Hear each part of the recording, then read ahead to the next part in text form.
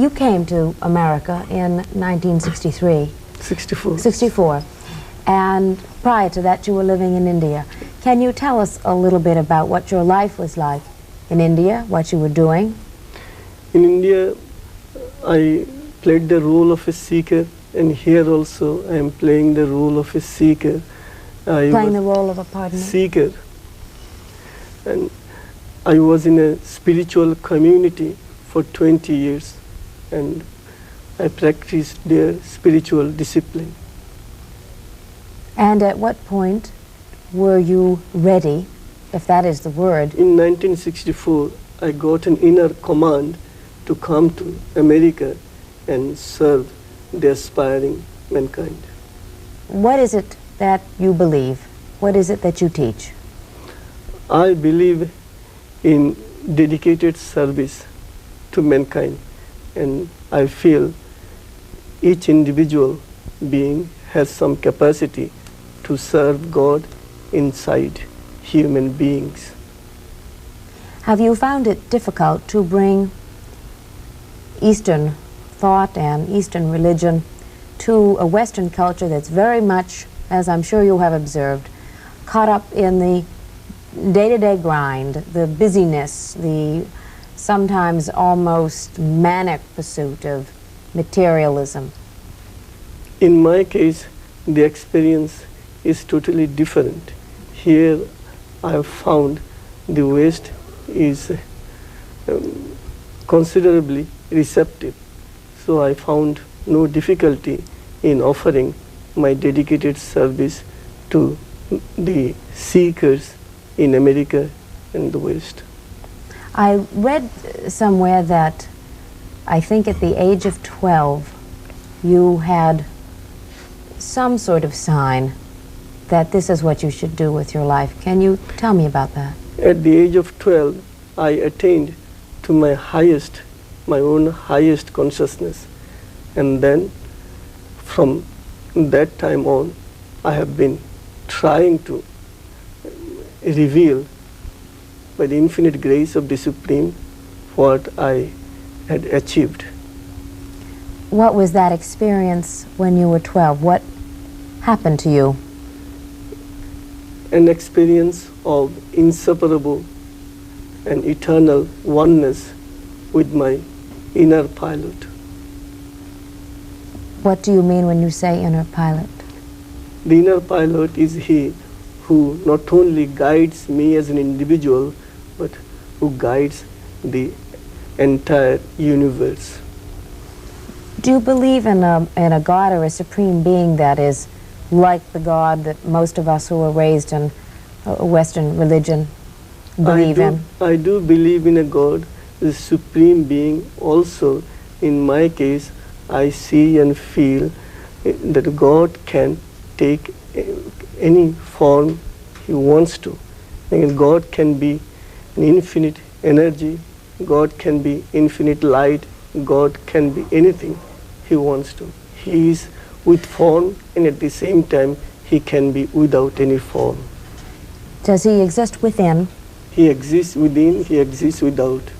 He is everywhere. He is within each individual, again He is without each individual.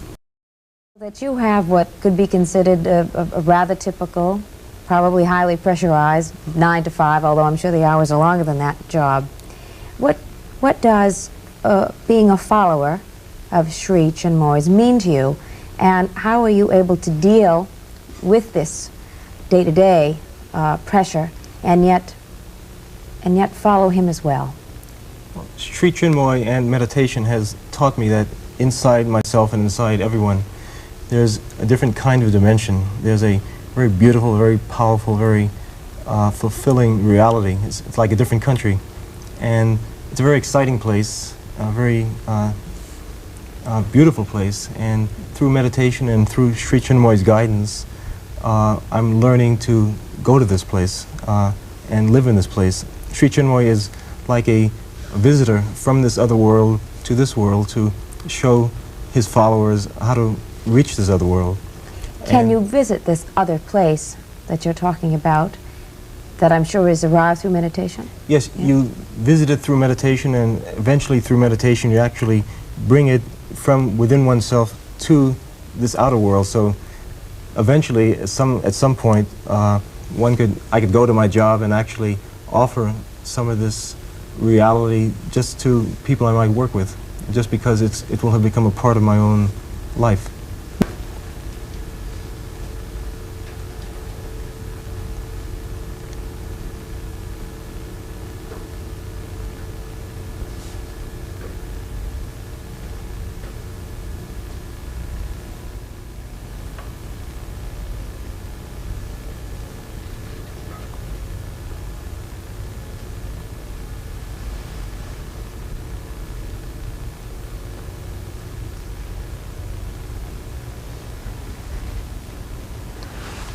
This is how I meditate and my students meditate. I noticed as you were meditating, not them but you, there was rapid eye movement on your part. My consciousness was flying from one plane of reality to another. And when you go to that other plane, is there some idea that comes into your mind? It is not an idea. I actually experience light and delight, and also bring down light and delight for my students. We have to take a break, and when we get back, I'm going to ask you if it's possible for all of us to attain this. Is it possible for all of us to achieve this? Or do you think that the people who are sitting with you here today and the people who follow you around the world are chosen or called in some way, as you were, and then it may mean that I can lead my whole life and I won't be? No, it is possible for each and every individual to attain to this state of consciousness. God realization or God discovery is not the sole monopoly of an individual. So here there are quite a few students, and these students will eventually reach this state of consciousness, and you also, all those who are interested in the spiritual life are bound to realize this state. It is a matter of time. Today I am doing it, tomorrow you will be able to do it easily, and the day after tomorrow the rest can do it. And if one does not reach this state of God realization, does it mean that we have failed inside? No, nobody fails. It is only an experience. This experience you will get today and somebody will get it tomorrow. There is no such thing as failure in God's consciousness. Only it is a matter of time. If I am ready, today I will achieve it, and if you are ready, tomorrow you will achieve it. So nobody will remain unrealized in God's creation. It is a matter of time. Whoever is ready, God will grant him the capacity to realize him. O Lord Supreme, do tell me only once that you are mine and I am yours. Your smile of love nectar is the company of my life and the light of my death. In heaven and on earth, do tell me only once that my heart is all yours. You are a man of extraordinary artistic ability. To what do you attribute your ability to write 800 poems in a day and paint thousands of paintings? I attribute my ability to the Supreme within me. First of all, I used to make it very clear that it is not I who have achieved this. It is the Supreme within me used me as an instrument of His to achieve this for the aspiring mankind. What is your feeling about death and reincarnation? I have written considerably on death and reincarnation, and I feel that death is like a room in our apartment, and life is another room. When I need activities, when I have to show my friends that I am alive during the day, And I live in the life room, the room that is called life, and at night when I retire, I take rest. That time I live in death room. There are two rooms. One is the life room, and the other one is death room. Both are necessary at the present state of our evolution. And when we die, do we come back? Do you believe in reincarnation? I do believe in reincarnation, precisely because in one incarnation we cannot complete our game. At the age of 4, somebody had a desire, and it took him many, many years to fulfill that desire. Here on earth, nobody will remain unsatisfied.